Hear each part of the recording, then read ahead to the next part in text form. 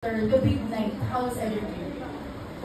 Dati sobrang busy namin pahinga for the past few days, but then we've been waiting for this for so long, to be in the outside world, to be working again, and it just feels good to be outside again.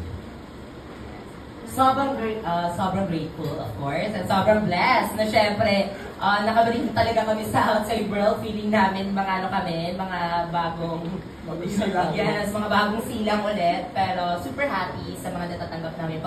For me, it's all overwhelming. Sobrang grabe talaga yung napakitang support at pagmamahal sa amin, and pati sa mga ex-housemates na hindi talaga namin ina-expect na ganito palang kalakas talaga yung season namin. So we're so happy and so grateful for all the love we've received so far.